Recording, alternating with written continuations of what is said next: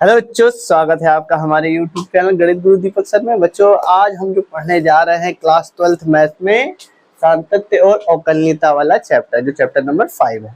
ठीक है ना। इस चैप्टर में हम जानेंगे, जिसका पहला चैप्टर है, इसमें हम संतत और असंतत फलनों के बारे में चर्चा करेंगे। और फिर इसी के आगे जो चैप्टर है, इसी में वो अवकलनीयता पढ़ने वाले हैं हम लोग। ठीक है। इसका कुछ अंश आपने फर्स्ट ईयर में पढ़ा था, जिसमें आपको क्या किया गया था, फॉर्मूलों को डेरिवेट करना सिखाया गया था प्रथम सिद्धांत अवकलन द्वारा।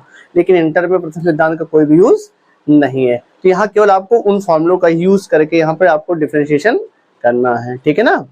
और यहाँ पर अगर आपको संतत और असंतत की जांच करनी है, तो आपको थोड़ी बहुत लिमिट आनी चाहिए फर्स्ट ईयर में जो आपने पढ़ी है। अगर नहीं भी आती फिर भी कोई दिक्कत नहीं है, हम आपको बड़े अच्छे से समझा देंगे। ठीक है। और यहाँ पर आपको अवकलनीयता के सारे चीजें आपको बताई जाएंगी कि लॉग का डिफरेंशियल कैसे करते हैं, इनवर्स का कैसे करते हैं, फलनों के अंदर फलनों यानी निहित फलनों का अवकलन कैसे करते हैं। आपको हर चीज एक एक चीज यहाँ पर समझाई जाएगी। ठीक है। तो अगर आप इस चैनल पर नए हैं तो चैनल को सब्सक्राइब कर लीजिए, ताकि आपको ये चैप्टर पूरी तरीके से, इसकी वीडियो जब आए इसका नोटिफिकेशन आपको मिल जाए। तो समय को बर्बाद नहीं करते हैं, चलते हैं एक्सरसाइज की तरफ।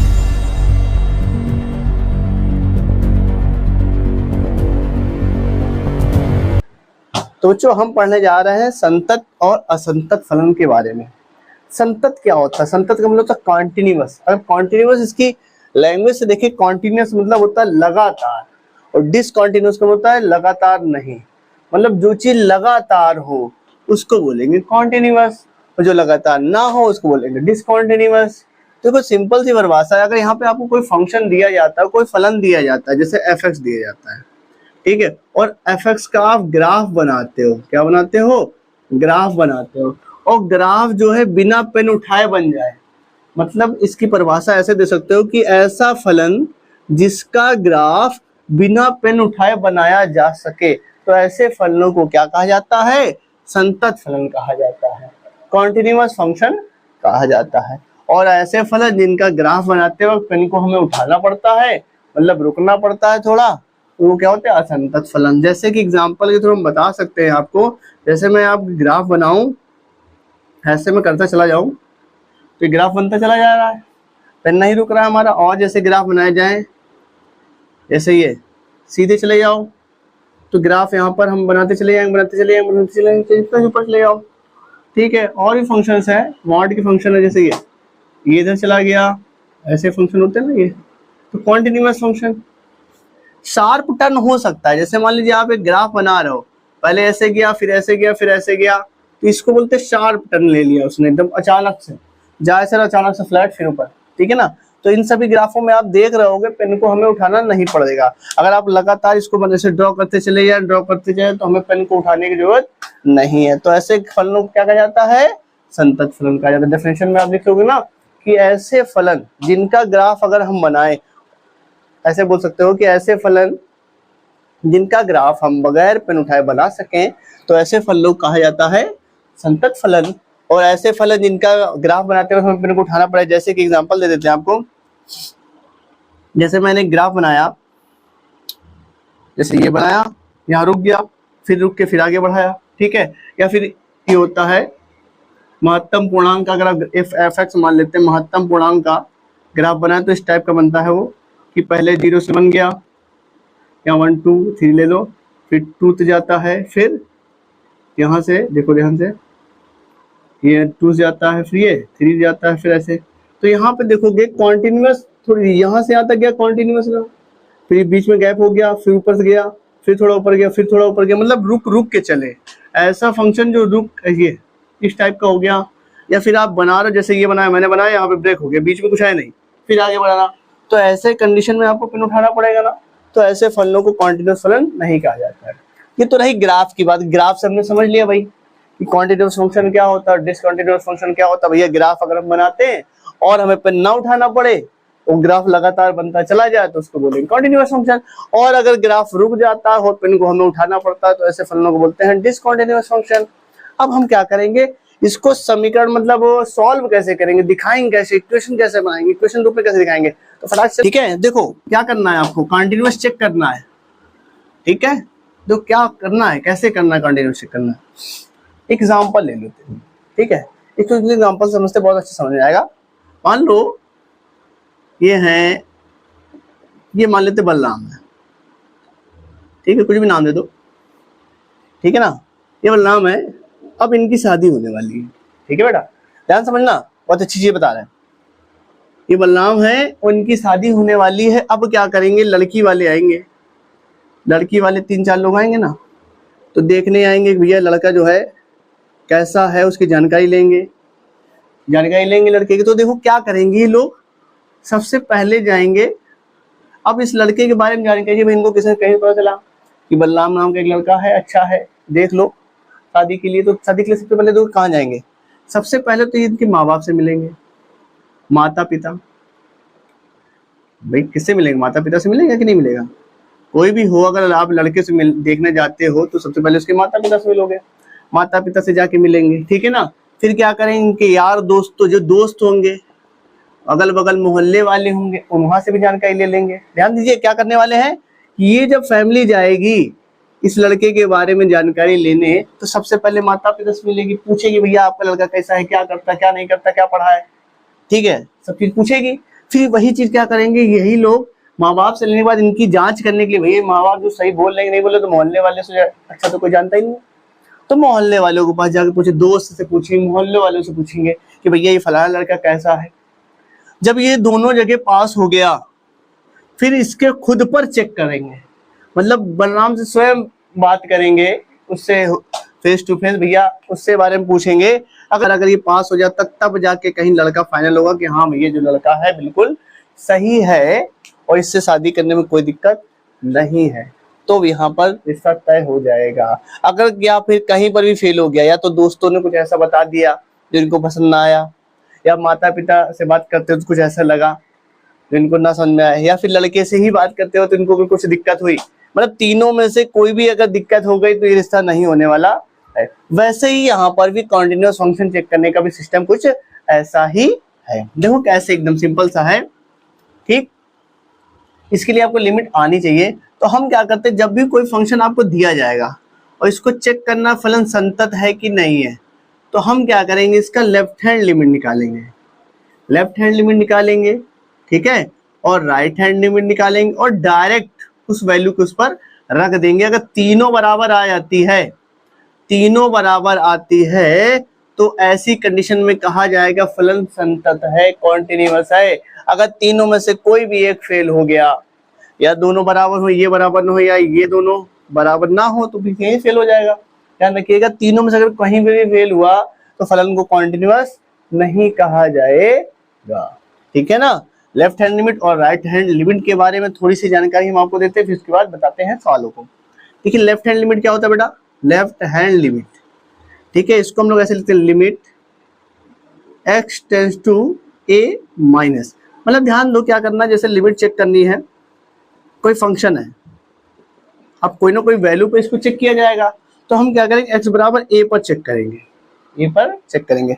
अगर हम यहाँ लेफ्ट की तरफ से आ रहे हैं, फिर राइट की तरफ से आएंगे और फिर डायरेक्ट आएंगे, मतलब इस फंक्शन की जांच करने के लिए क्या करना पड़ेगा, पहले हम लेफ्ट की तरफ से आएंगे, अगर हम यहाँ पहुंच गए तो ठीक, फिर राइट की तरफ से आएंगे, यहाँ पहुंचना चाहिए, और फिर डायरेक्ट इसी पर आएंगे। अगर तीनों ही कंडीशन में हम यहाँ पर पहुंच रहे हैं, इसके पास पहुंच रहे हैं, तो हमारा फंक्शन क्या कहलाएगा, कॉन्टिन्यूअस। अब लेफ्ट हैंड लिमिट होता है क्या, देखो ध्यान से, लेफ्ट में क्या होता है, हल्का सा कम, मतलब a में हल्का सा कम, a नहीं होना चाहिए, लेफ्ट में जो भी वैल्यू होगी हल्की सी कम होगी। जैसे कि अगर x बराबर 3 है तो इसकी जो लेफ्ट में लिमिट होगी, यहाँ पर साइड में मान लो यहाँ x बराबर मैं 3 ले लूं, तो यहाँ पर वैल्यू क्या हो सकती है, इधर 2.9 हो सकती है, 2.99 हो सकती है, 2.999999, 10 बार, 100 बार, 1000 बार, 1,00,000 बार 9999 हो सकता है, ठीक है ना।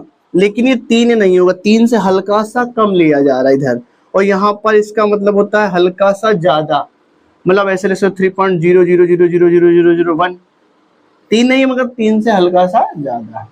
तो राइट हैंड लिमिट का लेफ्ट हैंड लिमिट का मतलब होता है हल्का सा कम, और राइट हैंड लिमिट का मतलब होता है हल्का सा ज्यादा, ठीक है। तो ध्यान दीजिए क्या करना है हमें, लेफ्ट हैंड लिमिट का फॉर्म होता है LIM, limit x tending to a minus, ये fx होता है बेटा, ठीक है। अब इसको कन्वर्ट कैसे करते हैं, ध्यान दो, हम यहाँ पे क्या करते हैं, एक चीज मान लेते हैं, अगर हम यहाँ पे थोड़ी देर के लिए लेट कर ले, ध्यान समझना, कि x बराबर a माइनस एच कर दें। h क्या है, बहुत छोटी सी वैल्यू है, बहुत छोटी वैल्यू है, a से हल्का सा घटा दिया गया, बहुत छोटी वैल्यू घटा दिया गया। ठीक है, अगर ध्यान दीजिएगा x जाएगा a माइनस की तरफ तो h को कहाँ जाना पड़ेगा, 0। अगर x की वैल्यू केवल इतनी चाहिए आपको, x की वैल्यू अगर केवल इतनी चाहिए तो ये तो 0 होना पड़ेगा ना। तो वही यही कह रहा है, अगर x tending to a minus की तरफ जा रहा था तो x टेंडिंग टू एक 0 की तरफ जाना पड़ेगा। तो यहाँ पर वैल्यू बदल देते हैं, ध्यान दीजिएगा। अगर x की जगह पर ये रख दिया जाए तो इस लिमिट की जगह क्या रखना पड़ेगा, h टेंडिंग टू 0 रखना पड़ेगा। ठीक है ना, समझ में आ रहा है? मतलब हम यहाँ क्या कह रहे हैं, फिर से समझ लो। हम क्या करेंगे, अगर x बराबर a माइनस एच लिखा जाए, ठीक है, x की जगह पर, और यहाँ पे देखो x किसकी तरफ जा रहा है, a माइनस की तरफ जाएगा, तब जब h जाएगा 0 की तरफ, मतलब x बरा टेंडिंग टू a माइनस तब होगा जब h 0 की तरफ जाएगा इस इक्वेशन से। तो हम यहाँ वैल्यू बदल देंगे तो लिखा जाएगा limit h tends to 0 f a minus h। तो ये हो गया लेफ्ट हैंड लिमिट निकालने का फॉर्मूला। अब ऐसे ही राइट हैंड लिमिट का भी है, limit x tending a positive tends to a positive, ध्यान दीजिएगा, limit x tends to a positive fx।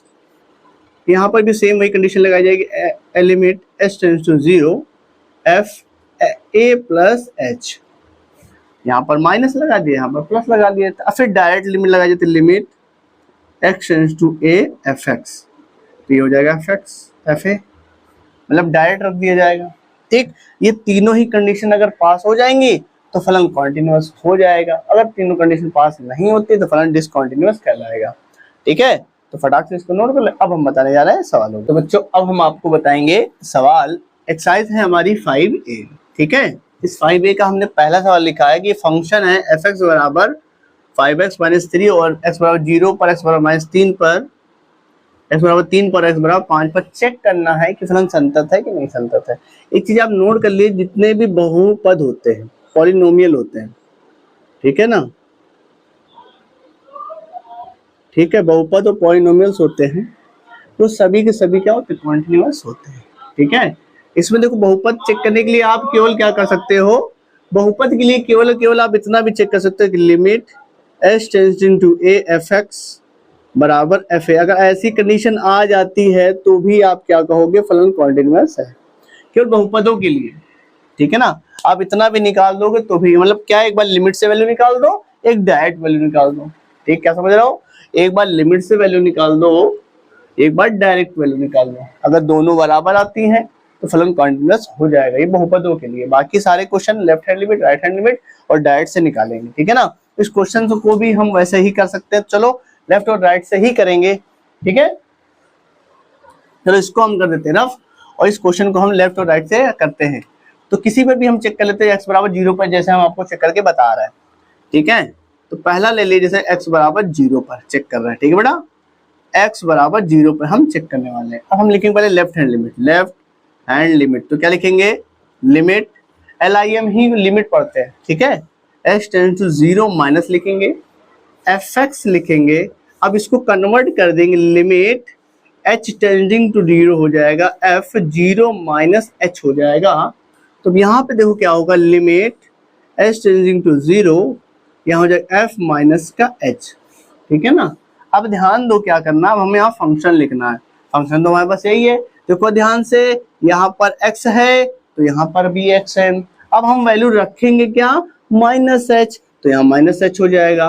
तो लिमिट आपकी क्या हो जाएगी, limit h tends to 0 5 minus h minus का 3। यहाँ पे समझ लो थोड़ी सी चीज को, ठीक है ना, जिनको नहीं आता वो समझेगी। जैसे fx की वैल्यू आपको लिखी गई है 5x माइनस 3 लिखी गई है ना। अब देखो इसमें होता क्या है, अगर आप यहाँ जो रखोगे वो केवल यहीं बदलेगा। अगर यहाँ 2 रखोगे यहाँ पर तो केवल x की जगह ही आपको 2 रखना पड़ेगा, बाकी सब वही रहेगा। h रखोगे तो केवल 5h माइनस 3 हो जाएगा, a रखोगे तो 5a माइनस 3 हो जाएगा। मतलब क्या होता है, जहां पर x है केवल वहीं पर वैल्यू को आपको बदलना है। अगर मान लीजिए कांस्टेंट केवल होता, जैसे मान लो कि इतना ही लिखा होता, फिर आप यहाँ पर कोई भी वैल्यू रख लो, हर बार 5 ही लिखते हैं क्योंकि वैल्यू रखनी नहीं है। ठीक है ना, तो ऐसा समझिए। तो यहाँ पे हमने फंक्शन को ये नोट कर लिया, जहां पर x था इसके अकॉर्डिंग x है तो x है, हमारा माइनस है तो माइनस लिखा। अब हमें क्या करना है, लिमिट को अप्लाई कर देना, h की वैल्यू यहाँ पे रख देनी है। जैसे रखेंगे 0 तो केवल आंसर -3 आएगा। जैसे आप यहाँ 0 रखोगे और जब एक बार लिमिट अप्लाई कर देते हैं तो हम क्या करते हैं, दोबारा से लिमिट को नहीं लिखते हैं। तो ये तो हमारा रहा लेफ्ट हैंड लिमिट। अब हम निकालेंगे राइट हैंड लिमिट। तो लिखते हैं बेटा राइट हैंड लिमिट क्या होता है, limit x tending to 0 positive, हल्का सा पॉजिटिव पर लगा देते हैं fx। अब इसको कैसे लिखेंगे, limit h tending to 0 f 0 plus h। अब 0 है यहाँ पर, ध्यान दीजिएगा जब 0 है तो इसको एफ एच लिख लोगे, क्योंकि 0 h में जोड़ोगे तो h आ जाएगा। फलन को उतारना है, फंक्शन को लिखना है, जिसको यहाँ पर x है तो यहाँ x है। अब हमारा h लिखा हुआ है तो h के अकॉर्डिंग लिखेंगे। तो लिखो बेटा limit h tends to 0 5h minus का 3। तो अब देखो इसके आगे क्या किया हमने, अब रख दी यहाँ पे वैल्यू। अब हम क्या करेंगे, लिमिट यहाँ अप्लाई कर देंगे। लिमिट जैसे ही अप्लाई करेंगे यहाँ 0 हो जाएगा, तो ये माइनस का 3 आ गया। तो लेफ्ट हैंड लिमिट और राइट हैंड लिमिट तो हमारी बराबर आ गई। अब हमें क्या करना है, डायरेक्ट इसमें अप्लाई कर देना। डायरेक्ट कैसे अप्लाई करोगे, ऐसे लिख देना कि लिमिट x टेंड्स टू 0, मतलब ना माइनस का लगाया ना प्लस का लगाया, यानी कि उसी पर ही देख लिया fx। अब हम यहाँ के एक सीधे फंक्शन को उठाकर रख देंगे। तो यहाँ लिखेंगे लिमिट x टेंड्स टू 0 तो 5x माइनस का 3। और जैसे ही यहाँ देखो 0 अप्लाई कर देंगे, 0 अप्लाई माइनस का 3 आएगा। तो यहाँ लिख सकते हैं चूंकि left hand limit equal right hand limit और फिर डायरेक्ट एफ ए बी बराबर है, तीनों बराबर नहीं, f0 लिख दो इसको, जो है तीनों बराबर है, इसलिए लिख सकते हैं अतः फलन कैसा है, संतत है। फलन संतत है, यानी x बराबर 0 पर फलन संतत होगा। सेम टू सेम ऐसे 3 पर चेक कर लेंगे, फिर 5 पर चेक कर लेंगे। तीनों पर हम क्या कर लेंगे, चेक कर लेंगे फलन संतत है कि नहीं। ठीक है ना। तो उम्मीद करते हैं आपको समझ में आ गया। फिर से मान लो 3 पर चेक करना हो, तो 3 पर कैसे चेक करेंगे, देखो इसी सवाल पर ही अगर देखें तो यहाँ पर लिखा जाएगा x बराबर 3। ठीक है ना। देखो ध्यान से, अब ये 0 से आपका 3 पर चला जाएगा, यहाँ पर भी 3 हो जाएगा। अब ये लाइन नहीं लिखी जाएगी, क्यों नहीं लिखी जाएगी, क्योंकि यहाँ तो 0 था इसलिए हट गया, तो ये लाइन तो हट गई, तो ये वाला पोर्शन जो बीच का आपका खत्म हो गया। अब डायरेक्ट है, अब क्या करना है आपको, फंक्शन लिखना है। ठीक बेटा, फंक्शन यहाँ पे बदल जाएगा। देखो फंक्शन यहाँ पे बदल क्या जाएगा, अभी तक आपका यहाँ x था तो यहाँ x है, अब आपको लिखना है 3 माइनस h। तो देखो क्या लिखेंगे, limit h tends to 0 5 3 minus h minus का 3, ऐसे लिखा जाएगा, क्योंकि x की जगह आपको लिखना है 3 माइनस h लिखना है। ठीक है। अब h बराबर यहाँ पे आप 0 अप्लाई करो। जैसे 0 अप्लाई करोगे ना तो क्या हो जाएगा, 15 माइनस 3, तो सीधे आपका 12 आंसर आएगा। वैसे ही राइट में कर लेंगे, अब क्या यहाँ 0 आ जाएगा, सॉरी 3 आ जाएगा, यहाँ पर भी 3 हो जाएगा। अब फंक्शन तो यहाँ से फिर चेंजमेंट हो गया। ठीक है। देखो क्या करना, अब फंक्शन लिखना है। अब जहाँ पे देखो x है तो x की वैल्यू रखी गई है, आपका कितना लिखा हुआ 3 प्लस h, लिख लोगे limit h tends to 0 5 3 plus h minus का 3। अब अप्लाई कर दोगे लिमिट तो क्या आएगा, 15 माइनस 3 तो आ जाएगा 12। तो आप यहाँ देख पा रहे होगे कि यहाँ पर भी 12 आया है, यहाँ पर भी आया। अब डायरेक्ट लगा लेंगे। ठीक है बेटा, अब डायरेक्ट चेक कर लेते हैं। डायरेक्ट कैसे, चलो देखो limit x tends to 3 fx। ठीक है, यहाँ पे आपको सीधे फंक्शन नोट करना है। फंक्शन नोट कर लें। फंक्शन कितना है आपका, फंक्शन है 5x माइनस 3। अब यहाँ 3 रख देंगे तो 15 माइनस 3 तो आ गया 12। तो देखेंगे ध्यान से आप, 12 इधर भी आ रहा है, 12 इधर भी आ रहा है, 12 इधर भी आ रहा है, तो तीनों ही बराबर हैं। अतः फंक्शन क्या होगा, x बराबर 3 पर भी कॉन्टिन्यूअस होगा। ठीक है। तो इस तरीके से आप इसको बता सकते हैं। ठीक है, इसको नोट कर ले, फिर आप बताते हैं आगे सवालों को। तो बच्चों आप देखो अगला सवाल हमारा क्या है। अगला सवाल बहुत बढ़िया है, कह रहा है fx बराबर लिखा हुआ है कि x माइनस 4 होगा जब x का मान 5 से बड़ा या 5 के बराबर होगा, और fx का मान 5x माइनस 24 होगा जब x का मान 5 से छोटा होगा। ऐसी कंडीशन में आपको क्या करना है, अब आपको चेक करना है x बराबर 5 पर फलन कॉन्टिन्यूअस होगा कि नहीं होगा। एकदम सिंपल सा, क्या करना है, तीनों चीजें निकालनी, left hand limit, right hand limit और डायरेक्ट लिमिट। तो पहले निकालेंगे बेटा लेफ्ट हैंड लिमिट। लिखेंगे लेफ्ट हैंड लिमिट। ठीक, लिख लेंगे LIM, लिम लिखते हैं मतलब लिमिट लिखते हैं x टेंड टू, अब चेक हमें किस पे करना 5, तो यहाँ लिख देंगे 5 और हल्का सा लगा देंगे माइनस, ठीक है, fx।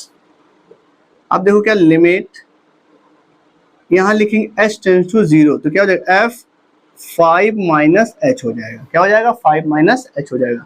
अब आपको फंक्शन लिखना है, fx बराबर तो a भी, fx बराबर a भी, दोनों ही fx के बराबर, लेकिन ये कब लिया जाएगा जब x का मान 5 से बड़ा होगा, ये कब लिया जब x का मान 5 से छोटा होगा, तो हल्का सा माइनस हो रहा है मतलब 5 से हल्का सा कम है, तो हल्का सा कम मतलब ये वाला फंक्शन लिया जाएगा।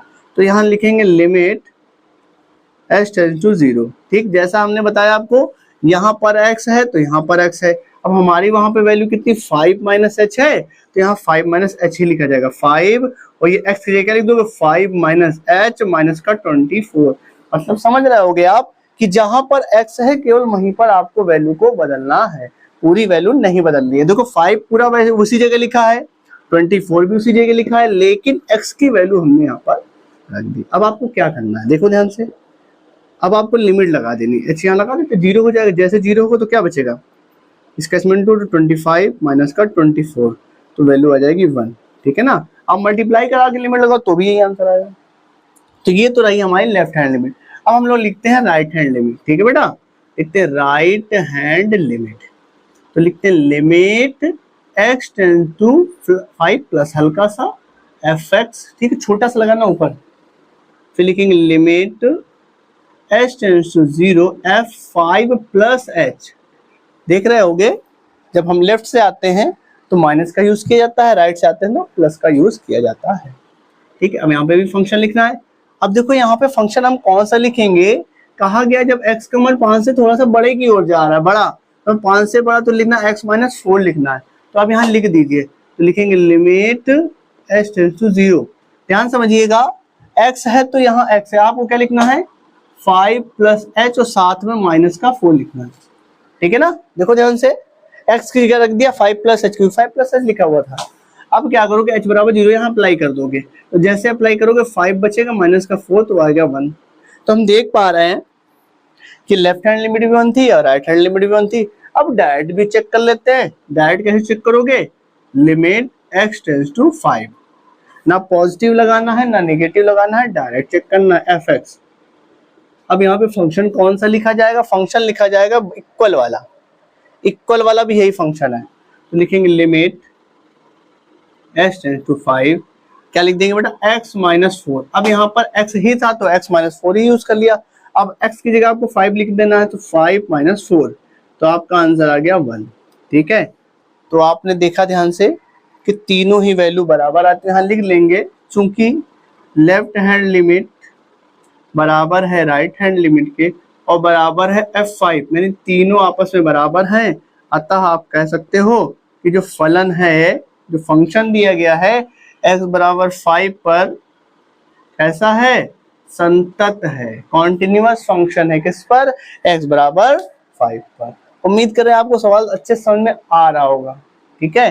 अगर फिर भी कोई दिक्कत है, कोई परेशानी है तो आप कमेंट करिए और वीडियो को सब्सक्राइब जरूर करिए। अगर आपको लग रहा है कि हम कुछ अच्छे से समझा पा रहे हैं, हमें मोटिवेट करिए, वीडियो को शेयर करिए, जितना ज्यादा से ज्यादा शेयर करेंगे उतने ज्यादा मोटिवेट होगा, उतने अच्छे से आपको पढ़ाया जाएगा, ठीक है। इसका स्क्रीनशॉट लें, अब बढ़ेंगे आगे सवाल बताने के लिए। तो बच्चों अब हमने अगला सवाल लिखा है 7वां। वैसे इस 5A एक्सरसाइज में बहुत सारे सवाल है, 40 प्लस सवाल है इसमें, और लगभग सब एक ही जैसे हैं, मतलब थोड़ा बहुत अलग है, डिफरेंस है, तो हम सभी सवालों को कवर नहीं करेंगे, जो थोड़े बहुत अलग लगेंगे, जो यहाँ इंपॉर्टेंट लगेंगे, उन्हीं सवालों को हम यहाँ पे आपको बताने वाले हैं, ठीक है। तो इस कंडीशन में हमने अपना 7वां नंबर सवाल लिख रखा है। 7वें में क्या कह रहा है, फंक्शन fx बराबर ये होगा जब x का मान 0 नहीं होगा। x का मान 0 नहीं का मतलब क्या है, ध्यान दीजिएगा, x का मान 0 नहीं है तो यहाँ पे दो कंडीशन निकलेगी, या तो x का मान क्या होगा 0 से छोटा होगा, या तो x का मान 0 से बड़ा होगा। दो ही कंडीशन हो सकती है, या तो x का मान जो है 0 से छोटा होगा या x का मान 0 से बड़ा होगा। तो इस कंडीशन पे लिख देंगे ऐसे कि x मान 0 से बेटा बड़ा भी हो सकता है, 0 से छोटा भी हो सकता है, मतलब छोटा हो गया तो भी यही फंक्शन लिखना है, बड़ा है तो भी यही फंक्शन लिखना है, और x बराबर 0 पर 1 लिखा जाएगा। ये कंडीशन हो गई। अब हम इसको चेक करेंगे फलन कॉन्टिन्यूअस होगा कि नहीं होगा, किस पर चेक करेंगे, x बराबर जीरो पर चेक करना है हमें कि फलन कॉन्टिन्यूअस है कि नहीं है। एकदम सिंपल मेथड, वही पूरा लेफ्ट लिमिट, राइट लिमिट और डायरेक्ट। ठीक है, चलिए फिर शुरुआत करते हैं। तो हम यहाँ पर लिखेंगे लेफ्ट हैंड लिमिट, तो हमने यहाँ लिखी लेफ्ट हैंड लिमिट, देखो ध्यान से। तो लिखा limit x tends to 0 minus, ठीक है बेटा, fx।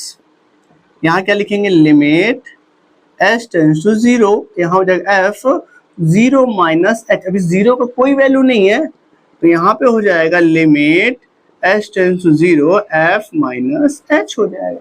एकदम सिंपल सा, कोई दिक्कत नहीं। अब आपको फंक्शन लिखना है। फंक्शन कौन सा लिखना है, जो 0 के बराबर ना, 0 से हल्का सा कम हो। तो कम की वैल्यू बेटा यही है, रख लेते हैं यहाँ पर। अब देखो ध्यान देना, करना क्या है आपको, यहाँ पर x है तो यहाँ पर x, और यहाँ पर x, दो जगह x है। हमारा कितना है, माइनस h है, तो यहाँ लिख लेंगे माइनस h। रखो बेटा, तो ऐसे लिखेंगे कि लिमिट s टेंस टू 0। ठीक है, जितनी भी कमियां हैं आपकी मैथ में, जितना आप डरते हो, सारी दूर कर देंगे। बस आप जुड़े रहिए हमारे साथ, ठीक है ना। आपको पूरी मैथ यहाँ पर फ्री ऑफ कॉस्ट पढ़ाई जाएगी। ठीक है, तो जो लोग नहीं पढ़ सकते हैं बाहर कोचिंगों में, तो आप उनको वीडियो शेयर करिए, ताकि वो हमारी वीडियो से कुछ सीख सके, कुछ पढ़ सके। ठीक, तो हमें भी इस बात की खुशी होगी कि चलो हमारी वीडियो से किसी ने कुछ सीखा। ठीक है, ध्यान दीजिएगा, यहाँ पे हमें क्या लिखना है, ये तो यहाँ पे हो जाएगा साइन। ठीक है, ठीक, केवल हम आपसे केवल इतना ही चाहेंगे कि आप वीडियो को शेयर करें। ठीक, अगर आपको लगता है नहीं हमने इस सर जी से कुछ सीखा है। ठीक है, तो चलिए देखिए ध्यान से, h बराबर 0 हमने फंक्शन की वैल्यू यहाँ पर लिख दी। अब आपको क्या करना बेटा, स्क्वायर लगा है, वैसे आपने पढ़ा होगा साइन माइनस थीटा बराबर होता है माइनस का साइन थीटा। माइनस बाहर आ जाता है, लेकिन स्क्वायर की वजह से क्या होगा, माइनस तो बाहर आएगा लेकिन प्लस हो जाएगा। इसका भी स्क्वायर क्या हो जाएगा, प्लस हो जाएगा। तो सवाल क्या बन गया, लिमिट s टेंस टू 0 हो जाएगा sign square AH upon h square. ठीक है, आपने एक फॉर्मूला और पढ़ा था फर्स्ट ईयर में कि लिमिट s टेंस टू 0 या थीटा टेंसिंग टू 0 तो साइन थीटा बटे थीटा हो। मतलब जो वैल्यू यहाँ पर लिखी हो वही वैल्यू अगर यहाँ पर लिख दी जाए और लिमिट 0 की तरफ जा रही हो तो इसका आंसर 1 होता है। इस बात को याद रखिएगा। तो मतलब ध्यान दो, यहाँ पे क्या लिखा है, AH लिखा है, यहाँ पे केवल h स्क्वायर है। अब हम क्या करेंगे, इसमें a स्क्वायर का इधर गुणा करा देंगे, a स्क्वायर का इधर गुणा कराएंगे। देखो क्या होने वाला है इसे करने से, देखो ध्यान से, करने से क्या होने वाला है बेटा, लिमिट s टेंस टू 0, देखो इस पर भी स्क्वायर, इस पर भी स्क्वायर, तो इसको ऐसे लिख सकते हो कि साइन AH बट्टे AH। ठीक है, और ये देखो जो ऊपर है वही चीज नीचे हो गई, लिमिट 0 की तरफ जा रही है, इसका आंसर हो जाएगा 1। तो आपका जो आंसर आया, लिमिट जैसे लगाओगे 1 हो जाएगा, केवल बचेगा a स्क्वायर। क्या बचेगा, a स्क्वायर बचेगा बेटा। ठीक है, अब हम क्या करते हैं, राइट हैंड लिमिट को चेक करते हैं। तो राइट हैंड लिमिट को चेक करते हैं। ठीक है बेटा, राइट हैंड लिमिट हमारी क्या हो जाएगी, लिमिट चेक हमें 0 पर ही करना है, तो x टेंस टू 0 पॉजिटिव लिख लेंगे fx। पूरा प्रोसेस वैसे ही है, केवल यहाँ पर माइनस का यूज किया, यहाँ पर प्लस का यूज किया है। तो लिमिट s टेंस टू 0 का यूज करेंगे, f 0 प्लस h का यूज हो जाएगा, limit s tends to 0 fh, क्योंकि 0 का यूज ही नहीं है। अब देखो h है, फंक्शन कौन सा लिखा जाएगा, 0 से हल्का सा बड़ा।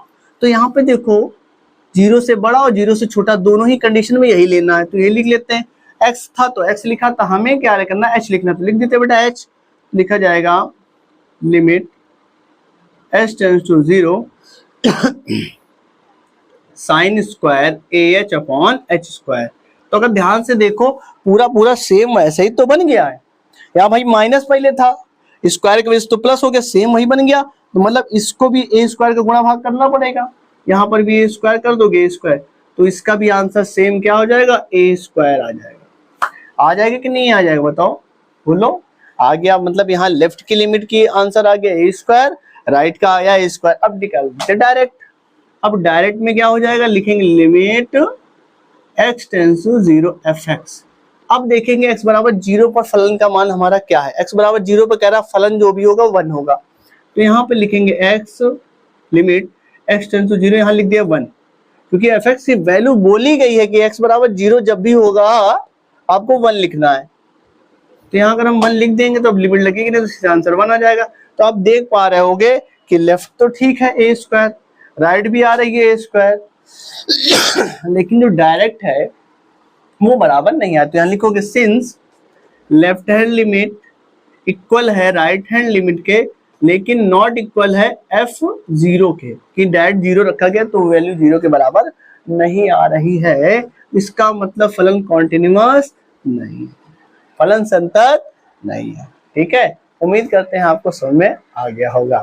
ठीक है, तो मिलते हैं अगली वीडियो में, इसी के आगे सवालों की चर्चा करेंगे। तब तक के लिए जय हिंद।